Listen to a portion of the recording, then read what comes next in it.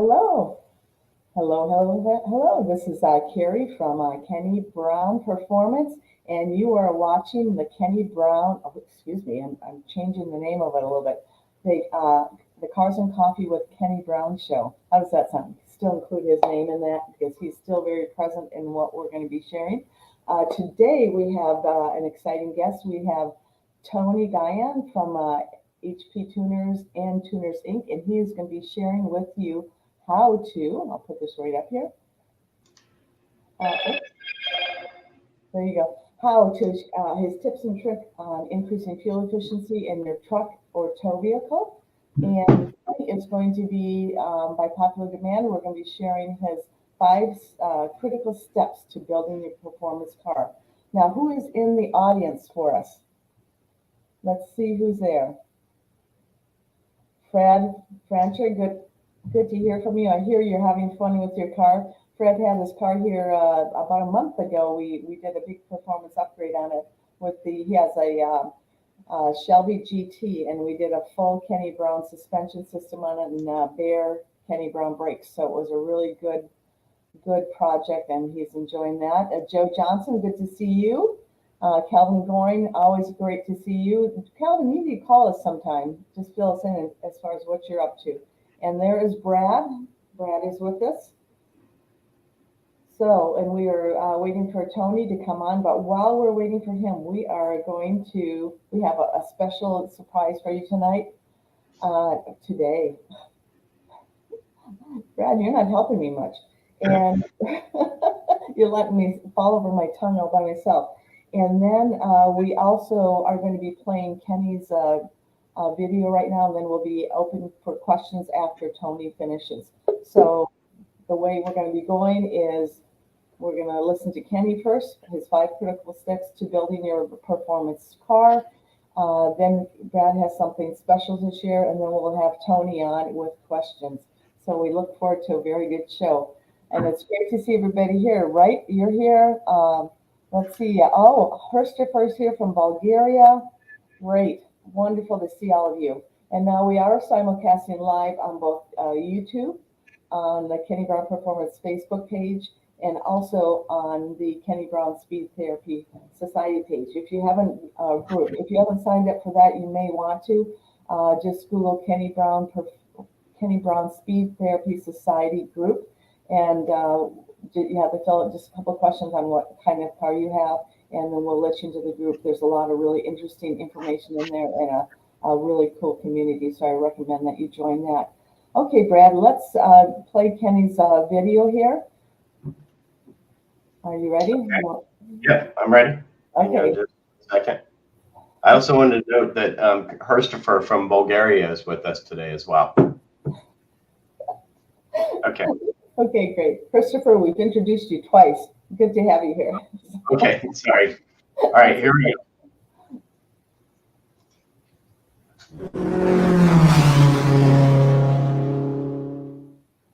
Here's the 5 critical things that we talk about in performance planning.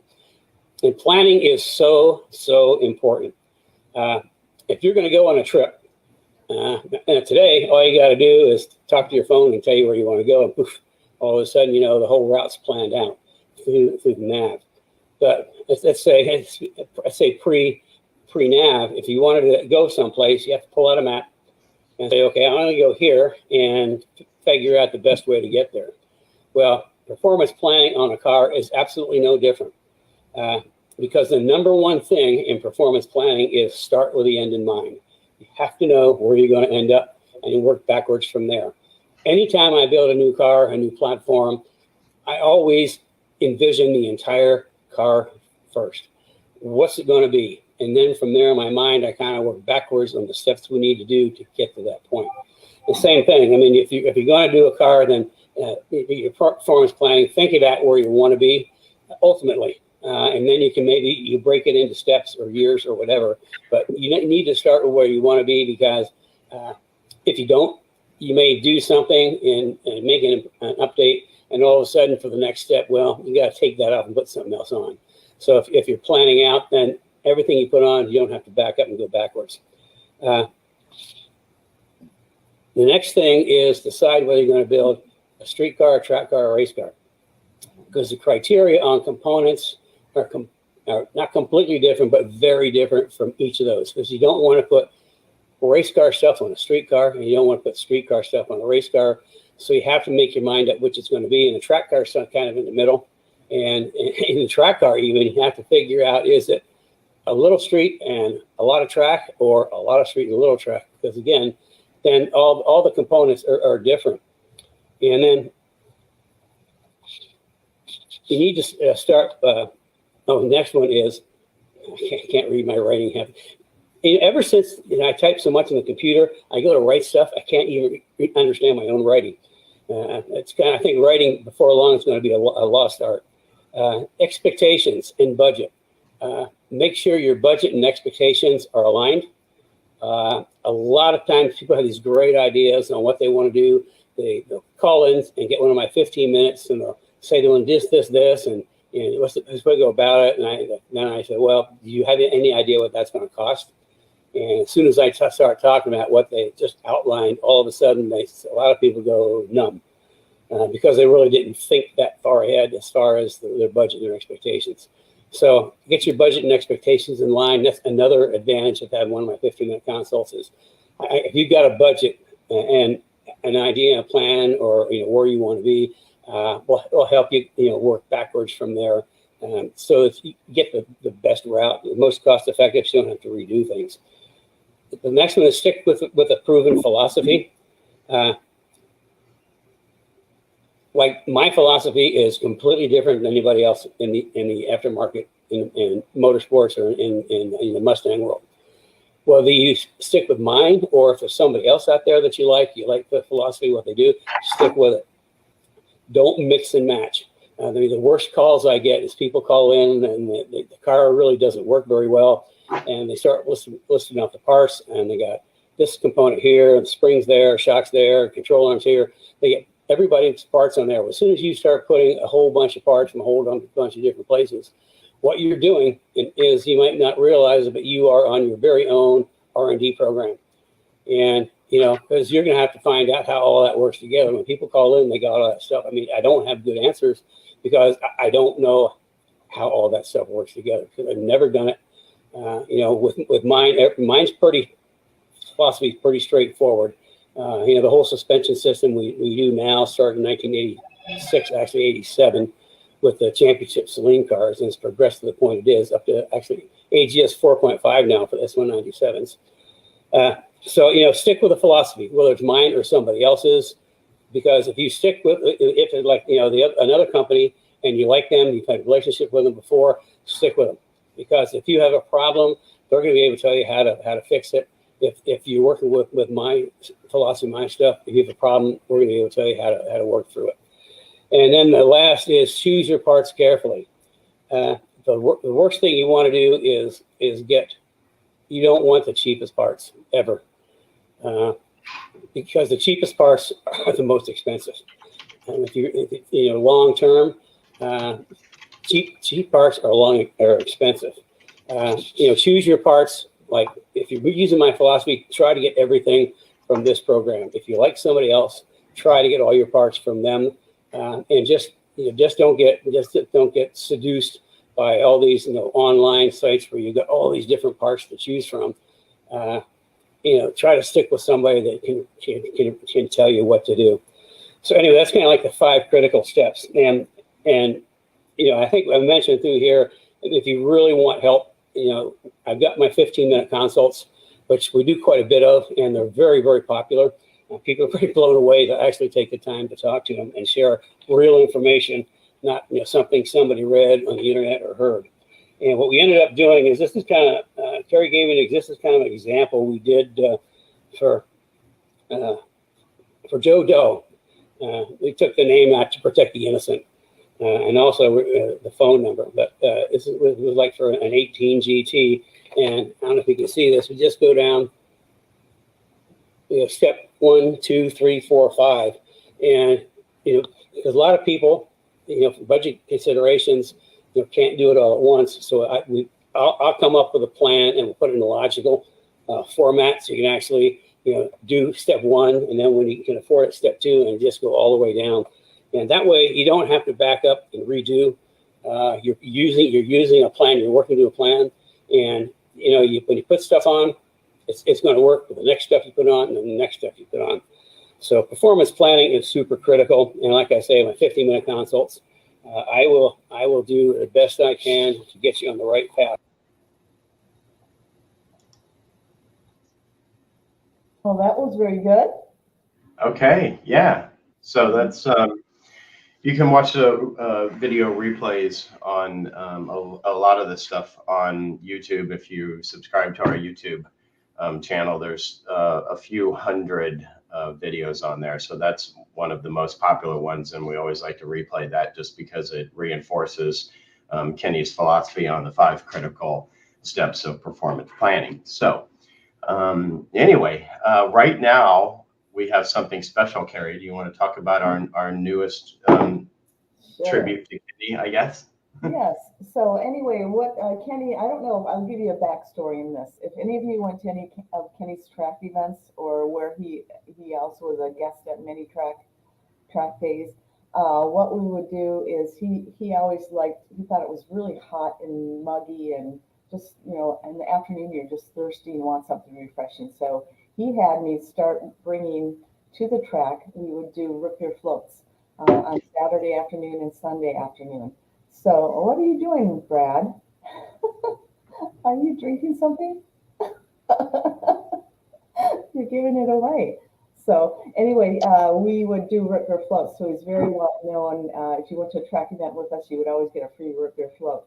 And he always wanted to have his own root beer, but we never got to it. So Kathy, our famous webmaster, she said, Kenny really wanted that to happen. Let's find the best root beer out there, and let's sell it to people. So in remembrance of him, kind of carry on his legacy. So we put together this really snazzy kit. Do you have the kit or just the glass there, Brad? I just have the glass here. Okay, So. well, why don't you hold it up? So anyway, Yeah. What you get in here is there's a custom root beer, and Brad will tell you a little bit more about it. And you get a root beer mug, so you can buy a single mug and his root beer. It's called Kenny's Racing Root Beer, and then it's totally good. Brad will tell you about it. And then we also have a mug that goes with it, so you can buy 2 mugs, 2 root beers, or just a single one. Brad, you want it? And it even comes with a spoon and a straw. Yeah, so I just want to say that I didn't have breakfast this morning, so Kenny's Racing Root Beer float is going to be my breakfast today. So this root beer is super yummy. In fact, I have a bottle of it. I'll show you. This is Kenny's own Racing Root Beer. So this is a special brew. These are done in small craft batches. You can see we got Kenny's favorite racetrack, which is Watkins Glen, on there. Got the Kenny Brown signature. We've got a little picture of Kenny Brown on there and a little story about his root beer. And so basically the kit comes in a box and you open it up and you add your favorite ice cream and you make a root beer float. And so this mug is just perfect to hold a 12-ounce bottle of root beer and a nice healthy scoop of ice cream. And so I can tell you I'm not a huge root beer fan, mostly because I don't like the store-bought stuff. I like the original old-fashioned style root beer, and I can tell you that this is an original old-fashioned style root beer. It tastes just like what you would expect it to taste back in the old days when you went into the soda shop or the soda fountain and you got it straight from the man behind the counter. So I am going to put a link down here. I'll put a link in the comment section right now. So anybody who's interested in picking up the root beer float kits, these are kind of a limited edition. If we do another run, we may change a few things up. The mug will stay pretty consistent, but we may change the label on the root beer or something like that. So get them while you can. We've got 30 or so kits pre-packaged that are left over. And we sold quite a few of them already. So we announced it. When did we announce it, Brad?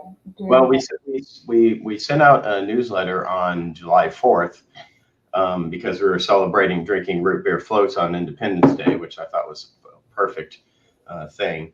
And then we did make a post, I believe, on the Kenny Brown Speed Therapy Society group page. We'll make another post this week on the regular Kenny Brown page, but the link again is in the comments. And yes, Jorge, this is very, very refreshing. I can assure you that you, Jorge, you need one of these root beer floats in your life. Anyway, we're surprised how fast they're selling out. So if you'd like some, I would click the link and get a couple. And it's a good way to carry on Kenny's legacy. You will be seeing more things like this coming out as far as apparel hats and maybe Kenny's coffee. So we're going in that direction. Things that he always wanted to do, we're trying to complete for him. So here we go. So our next guest up, Brad, would you like to introduce him? Yeah. So our special guest today is Tony Gan. Tony's company is Tuners Inc. It's based in Orange Park, Florida. And Tony and I have known each other for years. And Tony also works for HP Tuners. I believe he is there. I'll have to let him tell you what his official title is with HP Tuners. But HP Tuners is one of the premier tuning companies in the United States today. They manufacture hardware, software. They manufacture products for custom tuning. They have a dealer network across the world, basically, that uses their software and their tools to do custom tuning on a wide variety of vehicles. And Tony can explain that a little bit more in terms of what type of vehicles they support and things of that nature. And the reason why we brought Tony on today is because fuel economy is the subject of the year. Gas prices are skyrocketing. Everybody is looking for a way to improve their fuel economy, either in their towing vehicle and their daily driver.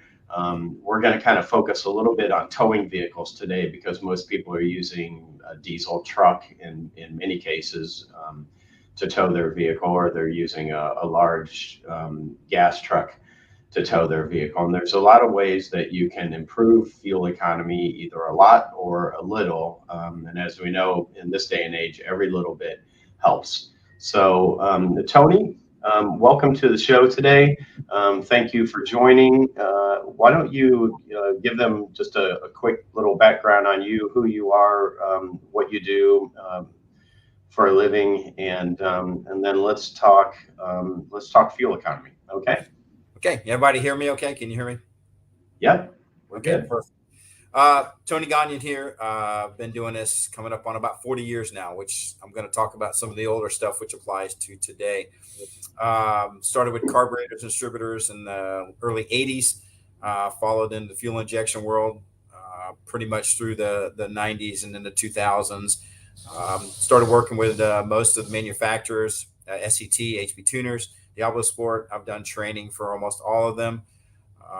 And I've tuned thousands of cars, and I've never worked a day in my life. I'm retired from the Navy, so I've been able to do what I love every day. And obviously my next thing in life now is I'm actually the sales manager for Ford Gas North America, and got a great team that works for us. And our diagnostic tool as well as a tuning tool is phenomenal. So I'll get to more of that later on. But like I said, gas mileage is a big thing these days.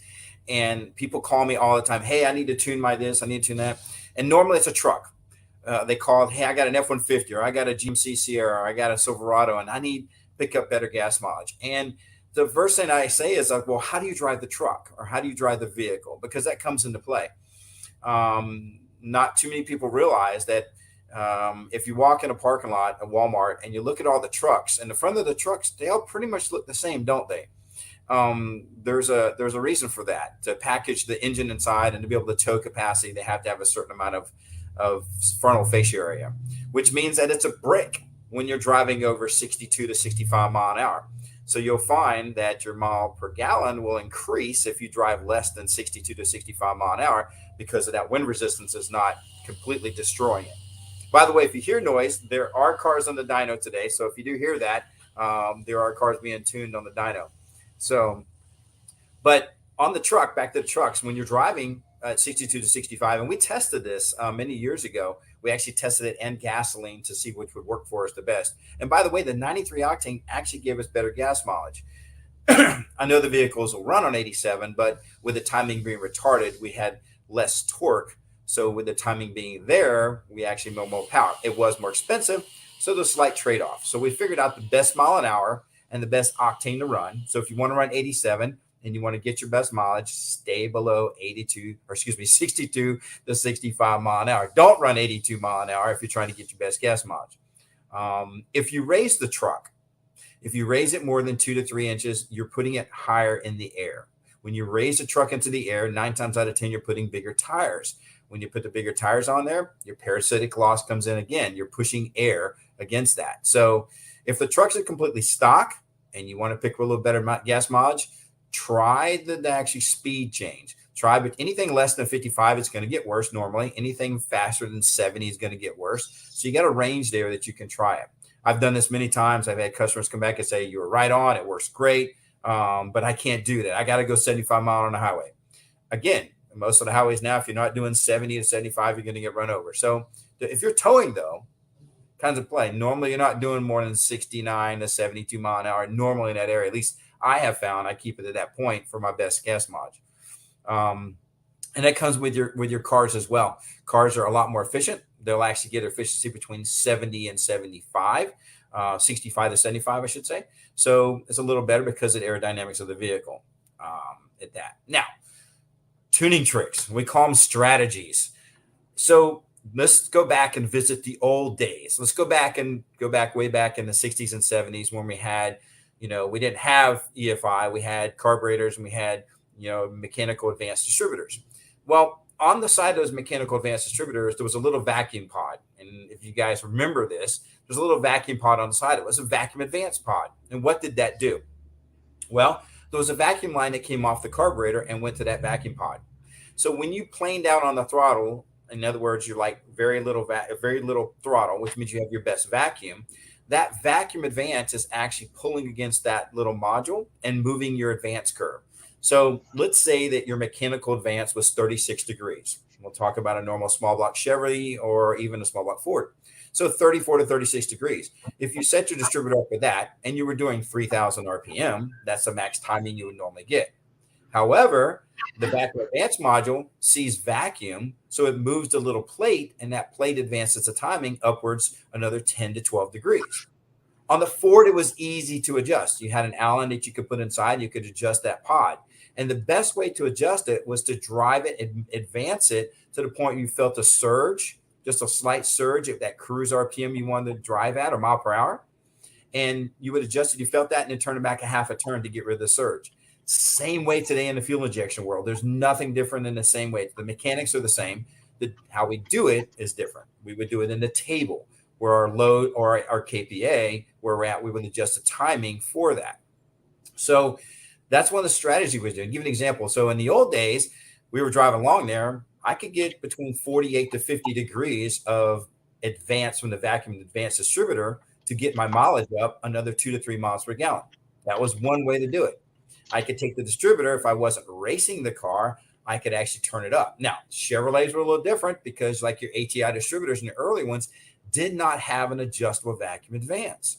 So you could buy the Mr. Gasket. You can still buy the Mr. Gasket advance module or the vacuum pod. I think I'll remember the part number offhand, but you can Google it. Summit still has them, JEGS, and I know Mr. Gasket still makes it. So there is a vacuum advance module, and you just change it out, and then you can take an Allen to adjust it. Many people didn't know that years ago when I used to recurve distributors on a daily basis. I had them in stock, and I would install them as part of the package deal so that people could adjust it for their best mileage. Or if you had a big cam car and you were driving and your vacuum advance would go too far and you get that surge driving down the road. So what would you do? People would just block off the vacuum advance module. Well, there goes your gas mileage, right? And then today with $5 and $6, for a gallon of fuel, we want our best. So, pick up 2 to 3 miles to the gallon, and that can drop your monthly pay or your monthly gas output. Normally, $50-$60, which, hey, that's good to go out to dinner at Longhorn one night. Okay. So in the carbureted world, like I said, we had to adjust that.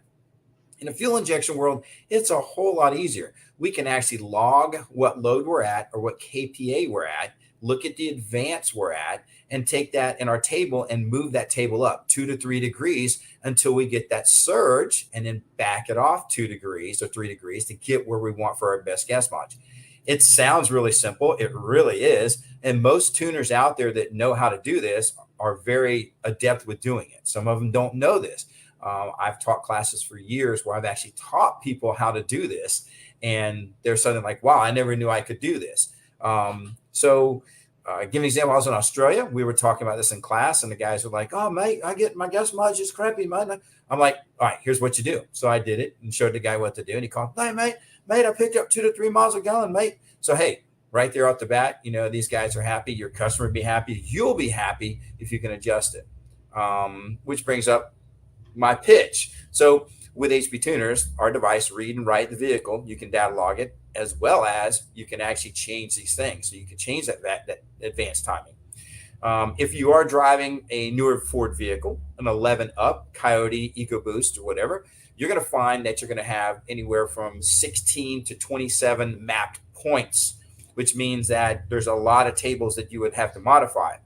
It's really simple. If you data log it, you'll actually see the map points that you're cruising in, which is normally designated by your economy map point tables. Those tables at that point, you would just modify your cruise timing on those tables alone, and it doesn't affect your wide open throttle. So you can get your best mileage in those map points that you're cruising down the road in. So really simple for the timing part of it. The next thing would be you start talking about fueling. So gasoline is a lot different than it was in the 70s. Okay. Gasoline, Stoic gasoline, no ethanol was 14.64 for a Stoic number. Okay. We'll call that Lambda 1. I'm not going to go too detailed in this to give you an idea of what we're talking about. So when your Lambda 1 was 14.64, that was what we were targeting for our cruise gas mileage. Now, years ago, we would take that, bump it up to like 15.2 on some of the trucks, trying to keep it leaner to pick up a little mileage. Now you can go too lean to where you get too much detonation, even at cruise. So you want to bring it up a little at a time until you see it. In the old fuel carbureted world, we had to take and modify the actual air bleeds to bring that up. And your jets had nothing to do with that. So it was just your air bleeds, which was a little complicated, but you could actually do that with, we would actually use speaker wire. It was called a dyno, sorry. That's horsepower right there, right? So we would actually buy different size speaker wire to put in the air bleeds to change the emulsion. Now, that's a little complicated in the carburetor world, but in the fuel injection world, it's as simple as commanding the fuel that you want at cruise. And you can do that in the tables. It's already set up for you to do, and then you can modify it.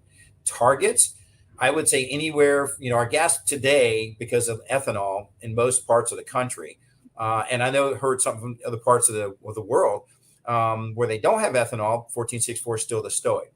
If you have 10% ethanol, you're looking at 14.08 to 14.10 for your Stoic for 10. And 15% ethanol, you're looking around 13.86. All right. So if you've changed that number in your tune and you want to go leaner when you're cruising, you could actually command a leaner Stoic to do that, or you could do it in your Lambda table for your cruise. All right. So there's a couple different tables to do that. If you've never done it and you're not up with it, get with your tuner, talk about it. If you have questions about it, definitely give me a call. I'll be glad to help you with it. That's my job. I get to help people make their cars better. So when you speak of that, so we talked about Spark Advance and the cruise and the vacuum pod from the carbureted deal. We talked about the vacuum or the cruise timing today with our fuel injection world. And we talked about the fueling. So those are the two major things. Now, the next thing comes into play is super simple. People forget about it every day. I just did. I went on a trip and came back, and I was like, man, I'm about 2.5 miles to the gallon down. What's wrong with my car? And I tuned it. So I know everything is right on the tune. So I'm thinking, what's wrong? Simple thing. Kenny said it many times. Check your tire pressure. My tire pressure was down. 2.5 pounds of tire pressure was 2.5 miles to the gallon on my car. Now, if I drive a Focus RS, which gets 26 miles a gallon, it also makes 378 horsepower and 451 torque. So, but I keep my foot out of it when I'm cruising on the highway. And I normally cruise between 70 to 75. That's my best gas mileage in that car. but my tires were low. So I immediately went them up. And of course, I went to our fleet of vehicles and went around every one of them and checked the tires. And they were all a little low in the middle of the summer. So, hey, my gas mileage comes up. If I pick up 1 to 2, I'm on top of it. So we talked about the spark. We talked about fuel. We talked about the air in the tire. The very next thing, I don't know in what part of the world you live in, but if you have AC and you're driving down the road and there's, you got your windows up, you're going to get your best gas mileage. Even with the windows down and no AC, it becomes a parasitic loss. We did the testing from St. Augustine to Daytona in a good part of the year. It was in Florida, but we did a good part of the year driving, and we tested with the windows down and the windows up, with the AC on and with the AC off. I got better mileage with the windows up and the AC on. So I know it sounds like, well, my AC is drunk, but it actually, the parasitic loss of the windows down, the aerodynamic loss was actually hurting our mileage. We lost roughly about 1.5, but that's still 1.5, and over a period of time, that'd be more. So that's one of the things we actually modified.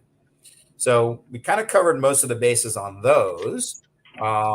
There's a couple little tricks. When you're using cruise control, your cruise control is a little more aggressive at times. So if you can drive the car plain out on the throttle and use less throttle to move it, sometimes you get better gas mileage.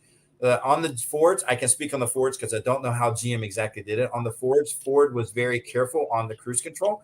There's actually a table that you can modify how aggressive the cruise control is in some of the vehicles, like the F-150s. So, if it's a real aggressive, then try just pedaling it and see at that point, and then get your cruise on the straightaways. And then pick your route. If you got to go somewhere where you got to go 45 mile an hour all the time, up and stopping at stoplights, your gas mileage is going to be worse normally. So pick your route. I like using Waze. I use it for my RV. I use it for our cars. Whenever we go somewhere, it normally tells me the quickest route where I'm most, and you can put in what vehicle you're driving, size of vehicle, truck, car, whatever else. And it gives you, even the height on some of them. So if any of you have an RV Parky is one of the apps we use for that as well. It gives you the best route for your mileage as well. You can check that. So I've covered a bunch of little things here. Brad, anything else you want me to go over on this? Any questions from the guys? Well, yeah. So we do have a few questions coming in, and there are a few other things that I wanted to dive into. But real quick, for the folks that don't really understand what tuning is, the process for modern day tuning, particularly with HP Tuner software. So what is the process? What do you do? Obviously, you say, Tony, listen, I've got a Ford F-350 with a diesel engine in it. I really need to try to make better fuel economy. So let's talk a little bit about the hardware, the process. Sure. What do they need to know? So first of all, obviously in the days of the new, EFI and fuel injection, it's really simple. The bottom line is this: there's multiple things you can do, multiple companies. If you just want to buy something that's already set up for you, you can get with SC and their pre-programmed. SCT has some of the EO devices out now with the pre-programmed stuff on it that works great. Most of your companies are selling handheld tuners, whether it's Diablo, SCT, and even Hypertech. I mentioned Hypertech because they've been working on some stuff with that. So you will see that the handhelds you could buy and load a what we call a can tune into it that works decently. Normally your mileage will pick up a little bit depending on who was doing the tuning and what they were tuning it for. It's not all about power. It's about efficiency. So with our device, you can do it yourself, or you can have a tuner do it. With the device, it's called an MPVI 3, which we just released on this past week. It's our new device. The new chipset solves our chip problem that everybody's been having in the world, hopefully. So we're kicking into motion. We've been on allocation for the past 2-3 months. Now we'll be able to release the Kraken, where we can actually start selling more devices and have them in stock. But the device itself is called an MPVI 3. It's a great diagnostic tool. Basically plugs in the OBD2 port. You can use your laptop to read and diagnose problems with the car. It actually works as well, if not better, than a Snap-on Solus. I know my Snap-on guys are going to beat me about that, but it takes me 30 seconds to plug in, up and running. I don't have to start entering VINs and everything else. It looks and identifies the vehicle, brings it up, and then I can select whatever PID I want to see from it. Now, PIDs are, think of data stuff, whether it's spark or RPM or fuel, your fuel trims, things like that. You can log all that so you can see it. You can see if there's a problem with your car, if you have an O2 not working. If you got a check engine light, you can plug it in and actually check what the check engine light is telling you. It will tell you the codes. Okay. If you have a pesky check engine light that keeps coming on and bothering you, you could turn it off. I recommend fixing the problem, diagnose and fix the problem. But you have that control. If you don't want to do it yourself, like I said, you can contact the tuner and make a pull on a dyno here. You can contact the tuner and have them do that for you as well, but they can remote. Because you have the device, you can send them the file, they can send it back to you, and you can, load it yourself. We can go one step further with our new device with MPVI 3, as well as something called our RTD, which is our remote tuning device. Using something called the Tune Delivery Network, which is a cloud network. You can use your phone. There's an app on your phone. You can plug it in, set it up, read it, look and diagnose, trouble codes on your phone. And then you could actually send the file to your tuner, and that log, they can modify it, send it back to you, and you upload it from your phone. No laptop needed. All right. So the TDN is our newest device, newest setup. It works great. iPhone, Android. I use it on my vehicles. I can change my tune from my phone, and I have a laptop. So I'm spoiled because I can just do it from my phone. If you're at the track, and this is important, if you're using Track Addict and using the other things like that, you can use your phone through your RTD or your MPVI 3 to start and stop your logs. So if you go to run on there, you can start your log, leave the phone in the car, you make your trip, you come back, you run your race, you come back, you stop the log, you hit the button, it uploads, it goes to your tuner, or you can plug your laptop into it and import it to your laptop and look at your log yourself. So technology is coming a long way. We got great videos out on MPVI 3. We got some tutorials coming out, and we're working on some end user stuff for the Tune Delivery Network as well, for the end user to be able to see and do stuff with their own device as well. Devices everywhere, Summit, Menards. I mean, we have all these wholesale companies are buying and selling the units itself. Our goal would be to have it in Advanced Auto Parts or Auto Zones. That's what I'd really like to see. But right now, your wholesale like Summit and Jegs, guys, you can snag the devices and go from there. I did say Jegs. I don't know if Jegs has them yet, but I know Summit does. Or you can contact the tuners, or you can go on with something with the tuning school. You can check with the tuning school out of Tampa if you want to learn how to do some of the stuff. And I'll give them a big promote here because I used to work there and I wrote the Ford curriculum for them. They have schools. So if you can order a book online, you can actually look at the book, you can play with it and learn the process to log your car, to change the tune in your car at that point. And don't tell me you're too old. I've got guys, I got 80 years old, great customer of mine. I tuned his car. He wanted to learn. I set him up with the stuff. Not only did he go to classes and learn, but he tuned his car, his son's car, and his grandson's car. Okay. So that's an awesome deal right there. It's for someone that says I'm too old. Nope, you're not too old. And you're not too young. I've got people in their 15, 16 years old that learn, and they're tuning cars themselves as well. So it's not hard. We can help you with that. The tuning school can help you with that. If you just want to have somebody do it, tuner shops can do it, whether it's Tuners Inc. or other companies. We've got a great network of people. Lund Racing, Palm Beach Dyno, VMP, Lethal Performance sells a product. All these different companies out there are out there promoting or selling our product, and all of them are very adept at tuning the vehicles. Depends on what you want to do with it. So, Brad? Okay, yeah, so that's a great explanation of how modern day tuning works and the devices. And so we do have a few questions that I wanted to get into, assuming that we may run a little bit late. I want to make sure that we get the questions answered. And then there's a couple of other things that I wanted to talk about related to fuel economy and just get your thoughts on those. So I'm going to go, I'm going to start down the list. Hey, Brad, before you go, I came on because I thought, Tony, is there some place they can get a hold of you or the products that you sell? Absolutely. So my wife runs Tuners Inc. Tuners Inc. is out of North Florida, Orange Park, Florida area.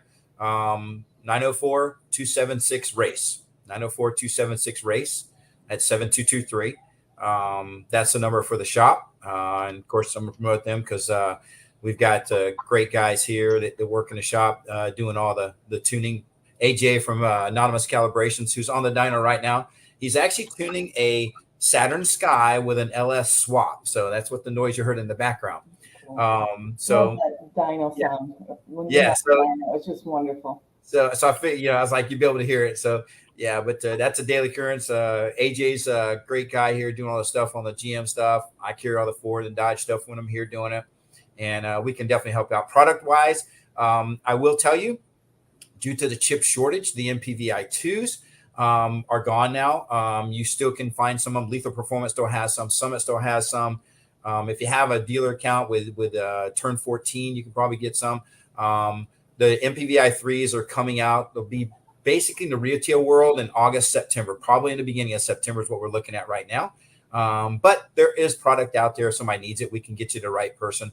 You can get a hold of me through that. Or if you need to go hold of me for HP Tuner stuff, my email there is simple. tgonyon@hptuners.com. I've got technical guys that work for us that handle stuff, and I've been technical for years, so I probably 9 times out of 10 answer your questions if you have it, and I can help guide you to the right product for what you need. That's awesome.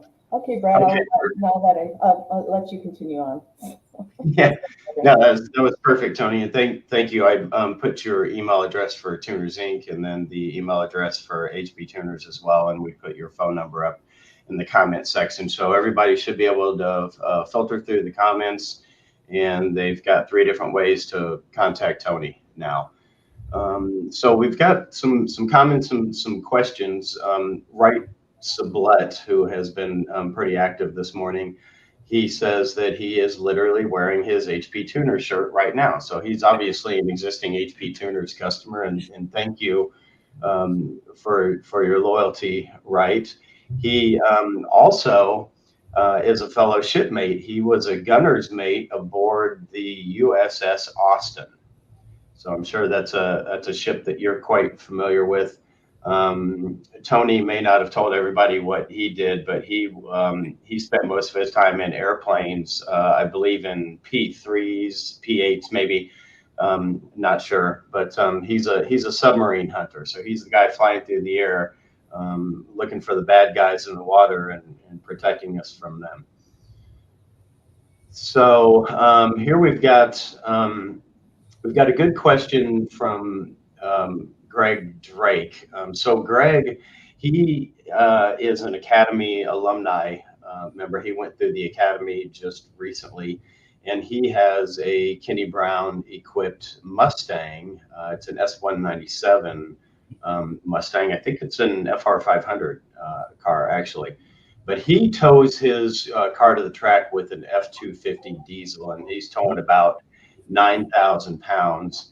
And if I'm not mistaken, and I have to remember from my days at SCT, we did a lot of diesel tuning, and a lot of our customers wanted improved fuel economy from their diesel vehicles. And correct me if I'm wrong, Tony, but when you're doing custom tuning or OBD based tuning, diesel trucks are typically the ones that you see the best results with in terms of improved fuel economy.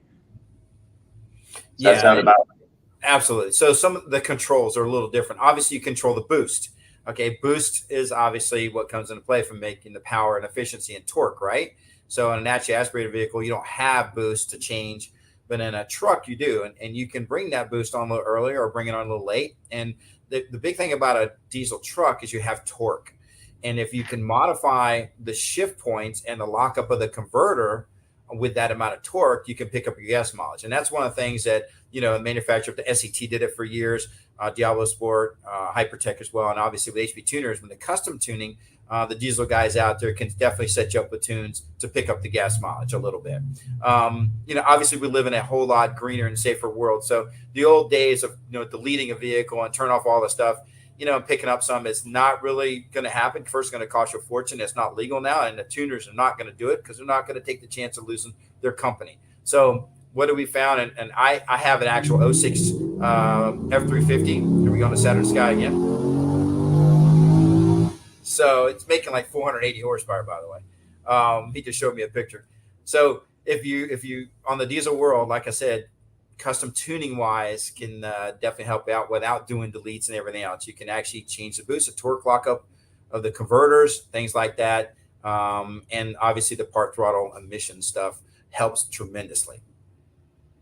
So, Tony, I've got another question for you. And I don't know what year Greg Drake's truck is, but it seems that as you get into newer and newer diesel trucks, at least so I want to go back in SET, or in my SET days, we did a lot of tuning with 6-liter diesel trucks and 7.3-liter diesel trucks, and you could just make phenomenal fuel economy with those vehicles, but better back then than you get with a lot of gas-powered vehicles today, even. But then we purchased a 6.4-liter truck, which was Ford's newest Super Duty, their newest engine. That was the first engine, I believe, that had the diesel particulate filter on it. And I swear to God, that thing probably got 10 to 12 miles per gallon. And we were able to see pretty good fuel economy improvements just with some simple basic OBD tuning. But it always seemed like you made the best fuel economy when you were making the most power. Does that sound about right? Well, it is, except for one thing. If you're standing in a throttle all the time, your mileage would go down. But because your efficiency was much better and the boost was being controlled and the lockup of the converter, you're actually going to pick up, 2 to 3, 4 miles to the gallon right off the bat. All right. There's a lot left on the table in the earlier diesels and the later diesels. There's not as much left on the table, but it does pick up. And there's some really adept tuners out there are using our tools as well as other companies' tools that can pick you up on your diesels. If you're not familiar with diesel tuning, because it is complicated, if you're not familiar with it, seek out the diesel guys and tell them, hey, this is what I want to do. I want to pick up some mileage somewhere else. All of the diesel guys are all over it. They'll turn the boost up. They can usually set you up with 4 or 5 tunes. We have shift on the fly for some of the stuff now, which requires a switch to do it. Which means that you can drive around your economy mode. And if you need to pull something, you go to your tow mode. And if, you want to rip up the pavement, you can go to, the ridiculous mode. So yeah, the technology is there to do this. And it works well. My 6-liter, my wife driving, I got to make that. My wife driving our 6-liter gets 19 to 20 miles to the gallon. It's a dually. It is a dually. Okay. I get in it. I can't get better than 17, 18. I drive with a right foot. I'm sorry. So it all depends on how you drive it, but at the same time, it does pick up. And it's an 06 F350, 410 geared. It'll tow a 48-foot trailer full of cars and everything around the world. So it still gets good gas mileage towing. And so Wright Sublette had a good fellow shipmate. He has a good question. His question was, does HP Tuners have data for tuning the Ford 281 3-valve engines? And so obviously this answer is yes, but really, Tony, I guess HP Tuners and a lot of the manufacturers out there, they have tuning that covers virtually every single engine combination that was produced by the manufacturer, dating all the way back to the late 90s, maybe early 90s? 86. So and some of the software is, binary editor, which is core tuning, Clint, Gary, and all those guys, as well as SCT, carry, through the 86 up in their chip stuff. We had to burn chips for them years ago. And I think I went through this in a previous Kenny Brown. I showed you the list of all the ones. Anything 96 up is OBD2. And, pretty much we support on HP side, we support anything 99 up. On the Mustangs, on the trucks, we support 04 up. And some of those are even forthcoming. We're even doing the Lightnings in there now as well, that we support that. So 3 valves, absolutely. My wife drives a 3-valve. She has a convertible with 230,000 miles on it. Had hot rod cams in it and cats on it still since day one. And it drives great, still rips down. It's got a Roush on it now. So with her right foot and her driving it, she can get decent gas mileage. Again, I don't get good gas mileage when I drive it. But yeah, so 3 valves definitely supported. Those are super simple. It's the first of the Mustangs that were electronic throttle controlled. And I've talked about it in previous Kenny Brown stuff. And also the fact that, hey, You got the newest, greatest variable cam timing starting out with the new Mustangs as well. So, all of that affects your gas mileage and how you tune them. And there's a lot there you can work with.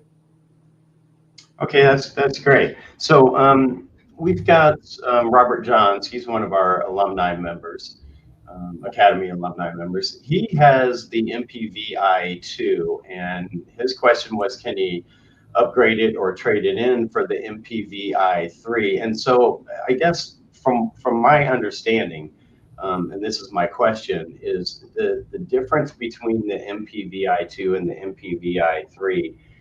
There obviously are changes in terms of the functionality of the device, but the biggest reason why the MPVI-3 came to market is because the chipsets that were being used in the MPVI-2 are now either obsolete or hard to come by. And I'm in the chip business, for the lack of a better term, because we use chips in all the products that we manufacture at JMS. And I know that our product portfolio has changed pretty drastically over the last year, just because we're having to change to different chipsets that we can actually get. That's it. That we had to change it to get the right. We had to find an avenue to get chips, and we found it.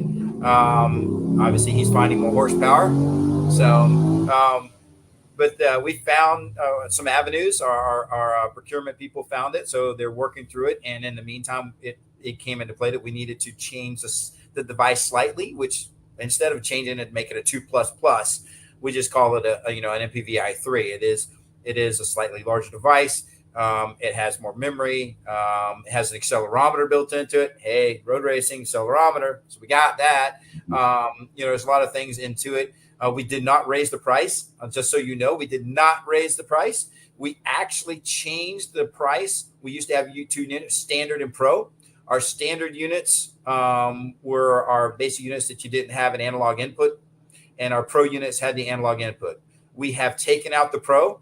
We made the standard a pro as well. You just have to buy the pro cable to go with it, which is retail less than $60. So, we've actually gone backwards from where most companies were raising the price on stuff due to inflation. We've actually made the price more economical, in my opinion. And I'm pretty proud of that. Our company is pretty proud of that. We may have to raise the prices in the future with chipset stuff, but right now we're able to help our industry procure stuff at a better rate. So he has an MPVI-2. Is it an MPVI-2 or an MPVI-2 plus? Realistically, if he has a 2 plus, there's not a reason for him to really upgrade. And we're not going to do any upgrades. So, we're not planning on doing any swaps or upgrades until after December, January of next year. And then we will reevaluate at that point. We're very careful about that right now because we want to get our devices out there. And really, realistically, most people aren't going to swap out an MPVI-2 plus for an MPVI-3 if they have one that's working and they don't need to. There's not really a need to. If they really want the latest and greatest, then just buy 3. That's what I would tell you to do. And you're going to have to wait till September. So, at that point to get them. Okay, perfect. So that's a great explanation, and that's kind of exactly what I thought. We've gone down the same path at JMS, obviously, where the product has been updated, but the cost hasn't gone up, and the functionality is the same or better. So we've got a little, not really an off the wall question, but Jorge. He wanted to know if you work with the Megasquir product. He has a PNP2 plug and play ECU in his Fox body, and I'm assuming that you probably have some experience, good or bad, with Megasquir, right? Yeah, the Megasquir stuff has a place there. I personally would rather use other ones, and not anything against it. It's just a fact. It was more of the original introduction stuff for a plug and play for someone to begin the basic stuff. It's kind of like using, if anyone's ever, and it's going to relate, and I don't want to make people mad, but it's like using Pong. If I'm using a whole thing, like if I'm using a Holly system now, the Holly system, it's much easier to tune than a Megasquirt and even the Microsquirt. But it works well and it has a place. I've tuned it. It's pretty simple to use. The technology has improved. But what I have found that most people are changing to the Megasquirt and Microsquirt to control like the Fox bodies when the chip stuff works still great. I've made 1,000 horsepower with a chip vehicle. It drives perfect every day. So I don't think that's always the go-to. I personally would use, in this case, Binary Editor from Core Tuning. I would definitely use their stuff for my earlier Fox stuff because I can tune it live just like the standalone. I can tune it just like the standalone live with a quarter horse remotes. And I do like that. I personally find that much easier than the Megasquirt or Microsquirt, simply because I've been doing it for 40 years. I understand that, but I haven't tuned my Megasquirt in probably 3 or 4 years, only because all the newer technology stuff comes out. But if you need some tips and tricks, they have a great support group. I think it's a couple of guys out there have really headed that up for the stuff for the Fox bodies. I would definitely do some research on that with them. And it's not that hard. Learn the basics of the tuning, and then the software is just finding the button to change it. Yeah, perfect. So that's a great piece of information there. Joe Johnson, who's another one of our Academy alumni members, he has a 3.5 liter EcoBoost in his 2018 XLT F-150. It's got a 10-speed transmission. He tows that. He uses that to tow his 2020 Shelby GT350 all over the country, and he does as many or more track days than most people that I know, and he cruises along at about 75 miles per hour. But let's talk a little bit about EcoBoost tuning. How easy or how difficult is it to really, squeeze out a little bit of extra fuel economy in those types of vehicles? Very similar to the turbo vehicles, but I will just to mention, if he hasn't done it already, buy an intercooler. The intercooler is the weakest link on any EcoBoost vehicle. I think they should not leave the dealership unless they have an aftermarket intercooler. That is the weakest link. And so if he hasn't done it, buy an intercooler. Doesn't need a tune, but it will actually make more power all the time, because once that intercooler gets saturated with heat, power falls off because you have to keep the air cool to add timing to make power. All right. Now, EcoBoost tuning. It is a little more complicated than most tuning vehicles because of the way that Ford did it. If you don't feel like talking to Jake at State Farm at 2:00 in the morning, you can go online and look at the patent. And Ford posted the patent on how they built and set up the EcoBoost stuff. It's really not that complicated. It makes boost all the time. So that's why when you tip in the throttle, it's immediately on. He has an 18, so he has the best of both worlds. Not only does he have direct injection, when he also has port injection. So if you're not familiar with that, port injection has injectors in the intake that sprays into the air path going into the cylinder head. Direct injection has an injector that sprays directly into the chamber, usually from the head, directly into the chamber, doesn't pass the valve, it's straight into the chamber. Now, pros and cons, I'll do this for just a second. Port injection is greater on startup for emissions purposes. Direct injection is better on full power and drivability than the port injection because it's going direct into the chamber. All right. So he has best of both worlds. So he has the fuel system to turn the boost up even more on those, but you got to be careful because he starts turning the boost up. He starts making a lot more heat. Again, the intercooler comes into play. Lockup of the converter, big part of it with the EcoBoost. Lockup of the converter, the shift points with a 10-speed, phenomenal transmission for towing.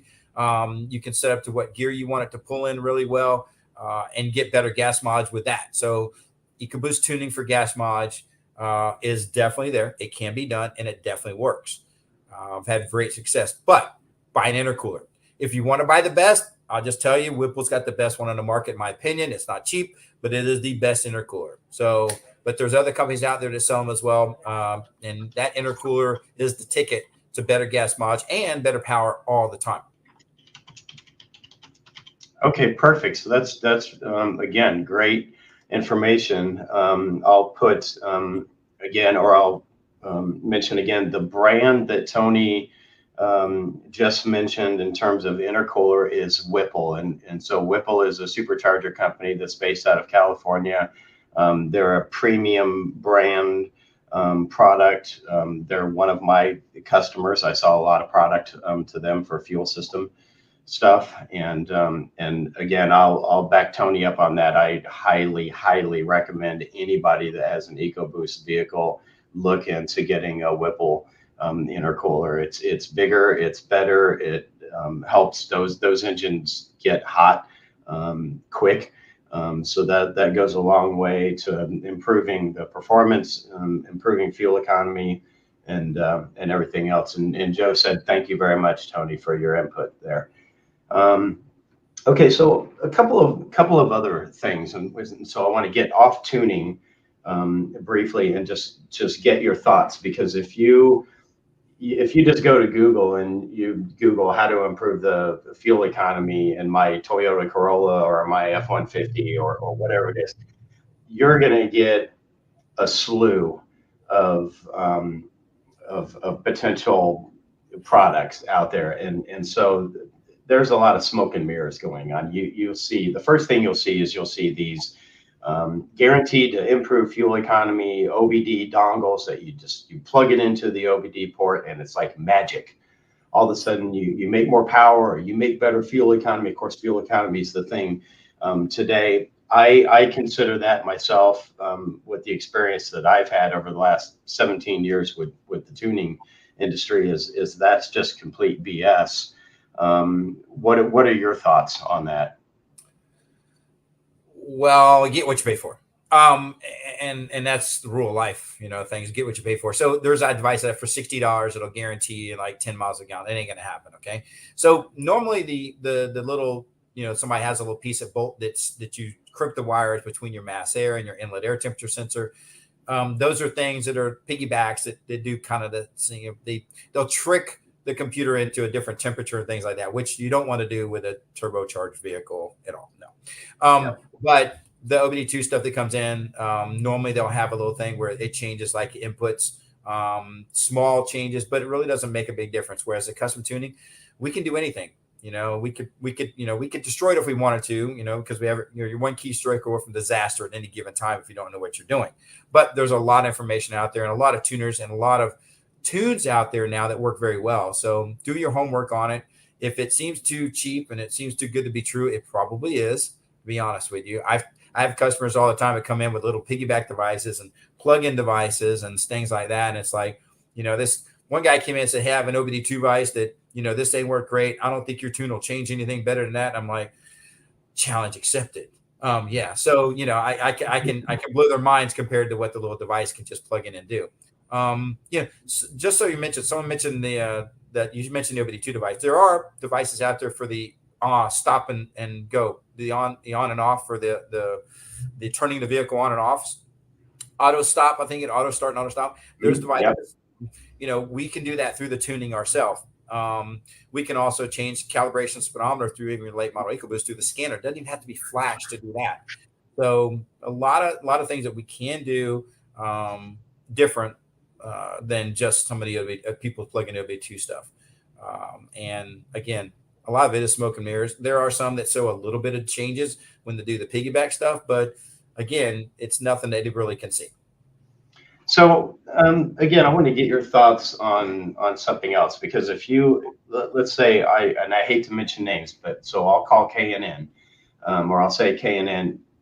You go to their website, or you go to other websites for companies that manufacture replacement air filters, or what's more common today is a cold air kit, and you'll see claims of improved fuel economy 5% or 10% just by switching from a factory style air filter and inlet tube to a K&N style air filter and inlet tube. Have you studied that at all? Is this real? What are your thoughts? The path of least resistance. Okay, so path of least resistance comes into play. So if you have an airbox, there's a reason that the factory airbox is designed a certain way. Emissions purposes, packaging purposes, and like that. So the aftermarket companies have a better flowing filter that doesn't last as long as a factory. If you have to change it, you have to clean it. Okay, so the manufacturer has certain limitations on that. They have to be able to put the filter in the car and drive 50,000 miles, whereas a K&N probably isn't going to 50,000 miles. You have to change it earlier, so it will flow better. Okay, so it will flow actually better than some of the manufacturer's filters, which in turn is path of least resistance. So there's no more restriction. So when you freer air, means more efficiency, and it can't pick up a little gas mileage. Normally, your cold air kits will pick up a couple of horsepower, and sometimes it'll pick up just a little bit of mileage, simply because the airflow is cleaner and freer flowing. All right. Byproduct could be, some customers don't want to hear the sound. Some customers, hear the extra airflow and they're thinking, oh, my engine's sucking a lot more air. It's eating more fuel. And, or they drive it harder because they like the sound. And again, it loses gas mileage. So I would say the Canon kits, will pick up a tiny bit. In an EcoBoost vehicle, it doesn't really matter because your intercooler is your final determining factor. So you could stick a cold air kit out the hood of the vehicle, all right, but when you're driving it, the intercooler is your final determining factor. So I say don't really, if you want to put a cold air kit on it, that's not a big deal, but it's not going to make a gain unlike the intercooler would. Kind of revisiting that. Okay, good. So, and then the last thing is, and this is something that you don't see promoted as often, but what about exhaust systems? So the first thing that we don't want to do is we don't want to replace our catalyst.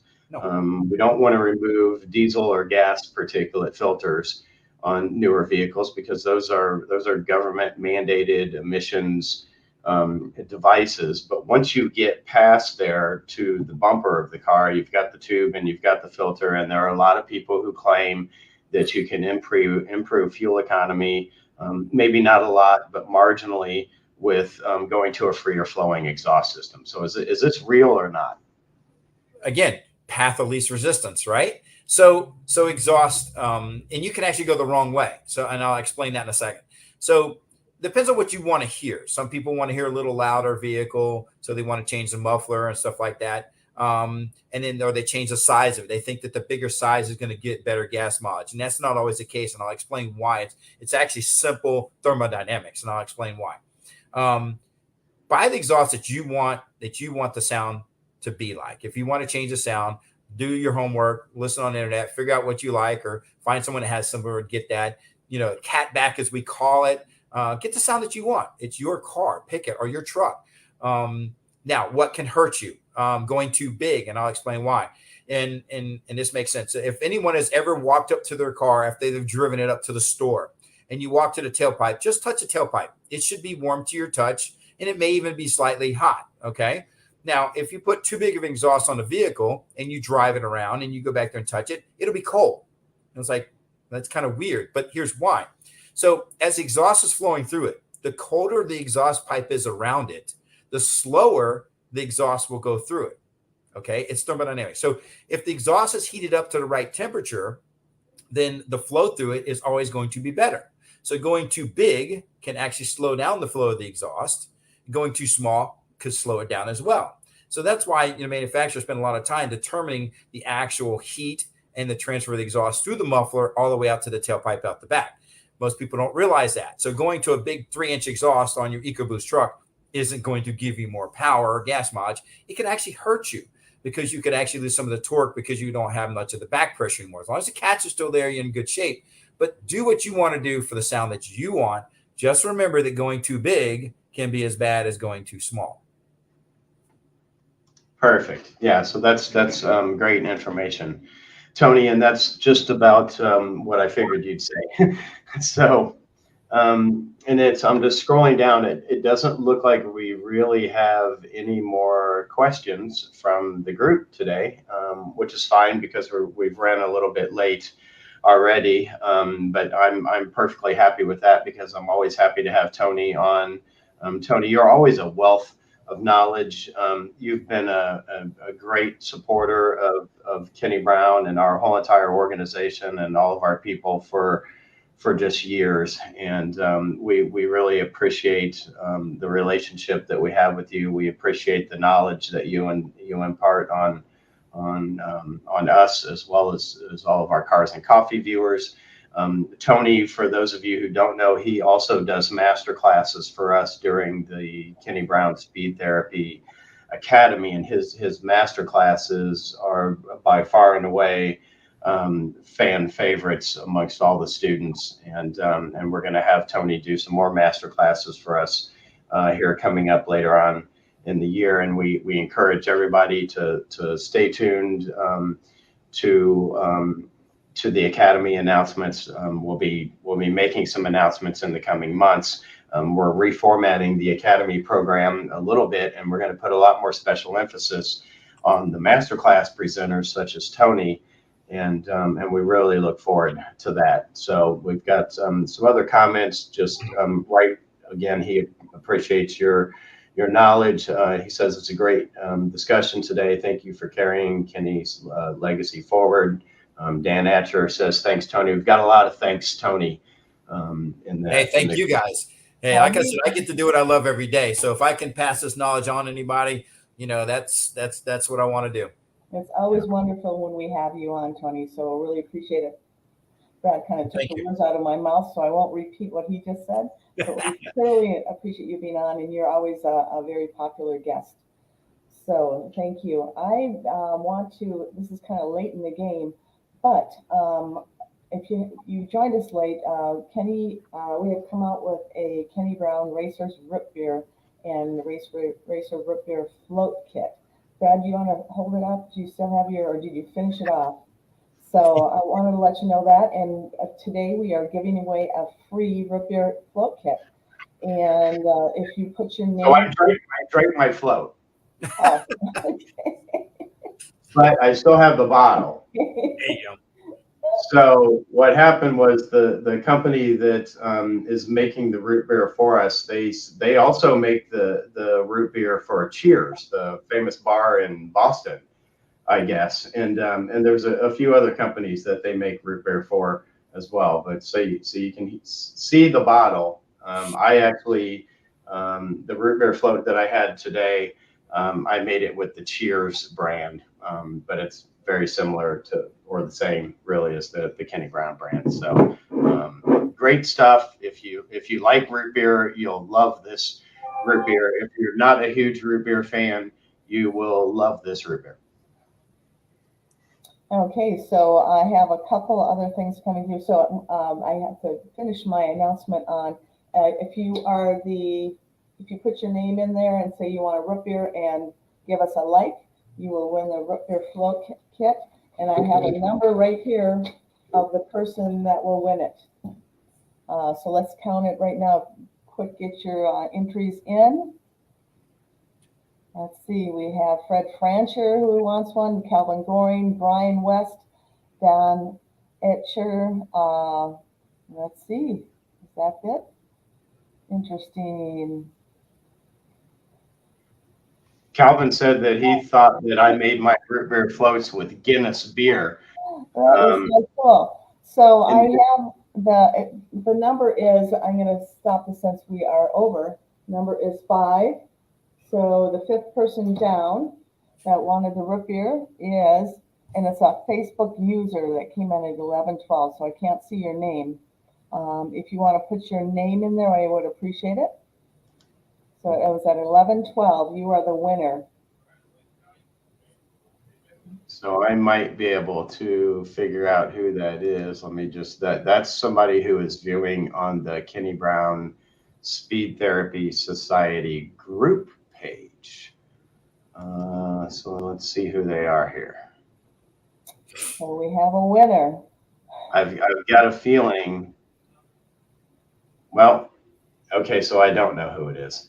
Okay, so let me tell you why it says Facebook user on our end. We use a program called StreamYard, and you have to give approval for them to post your name in the what we see. So I think it's me. Oh yeah, Bob Jones. I bet it was you, Bob Jones. Okay, Bob Jones, you win the root beer float kit. Congrats, Bob. Yes. And so we are going to be giving away more products as we go along. That's one of the changes in the format. So like Tony, if we would have asked him ahead of time, he probably would have given us a free product to give away in a little sweepstakes here. So that's sort of what we're going to be doing going forward. Not every show, but we're going to see what we can do. So Tony, again, we've got a comment. Tony's a great guy. I have known him for many years. Steve Robinson from Niagara. Yep. So, yep. About 30 years. Yep. So that's good. Good. Lots of comments, and we will see you guys in 2 weeks. We'll have another live guest on. Next week, we are going to play one of Kenny's encore presentations, and that will be I think it's episode 4. Episode 5. Episode 5. We're going from 1 through, so you can see the evolution of where he started with the Cars and Coffee and where he ended up. So that's what we're doing. We'll do episode 5 next Saturday. That'll be pre-recorded. I've got an event that I have to go to, so I'll be out of pocket. And then the following Saturday, I believe that we are going to be talking tech on safety. So I'm working on that. Right now, safety is always a good subject for Cars and Coffee. We haven't talked about safety in several months. There's some new products that are out that we want to show to everybody, and we always get a lot of questions. So everybody look forward to that. I'll put the finishing touches on the details for the next live show, and we'll be sure to let everybody know early. Gotcha. Well, Okay. great. Thanks, everybody. Yeah, thank you, Tony, and thanks for a great show. We'll see you in 2 weeks, everyone. Bye-bye, everyone. Bye.